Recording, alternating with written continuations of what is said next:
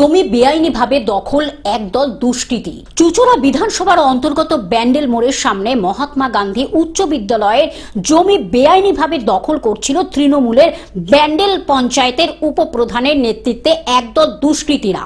খবর পেয়ে ঘটনাস্থলে যায় সুরেশ সাহের নেতৃত্বে স্থানীয় মণ্ডল সভাপতি প্রিয়াঙ্কা সিংকে সঙ্গে নিয়ে বিজেপির কার্যকর্তারা। স্কুলের প্রধান শিক্ষককে ফোন করা হলে তিনি পরিষ্কার জানিয়ে দেয় যে আমার অনুমতি না নিয়ে এই কাজ হচ্ছে, যার আমরা রেকর্ডিং আপনাদেরকে শেয়ার করলাম। এই খবর শুনে বিজেপির লোকজন চটে যায় এবং বিক্ষোভ দেখাতে শুরু করে। ব্যান্ডেল মোড় গান্ধী স্কুলের সামনে রাস্তায় বিক্ষোভের জেরে তৃণমূলের নেতৃত্বরা ওই স্থল ছেড়ে পালিয়ে যায়।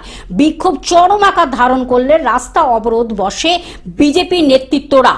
পরবর্তীকালে চুচুড়া থানার বিশাল পুলিশ বাহিনী এসে বিক্ষোভকারীদের সঙ্গে কথাবার্তা বলে ও আশ্বস্ত করেন বিজেপি নেতা কর্মীদের।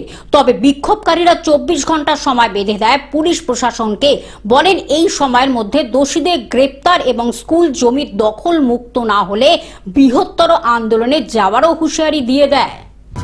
24 ঘন্টার মধ্যে এই সব যে সকল জিনিসপত্র এখানে পড়েছে, দ্রব্য সামগ্রী যে সকল জিনিসগুলো দেখছেন, ইট বালি থেকে যে সকল জিনিসপত্রগুলো পড়েছে, এগুলো যদি 24 ঘন্টার ভেতরে পরিষ্কার না হয়েছে তাহলে আমরা কিন্তু ব্যান্ডেল ঘেরাও করব, পরিষ্কার করে দিলাম। 24 ঘন্টার ভেতরে এগুলো পরিষ্কার করতে হবে। হুগলি থেকে রাজকুমার প্রসাদের রিপোর্ট, গ্লোব নিউজ।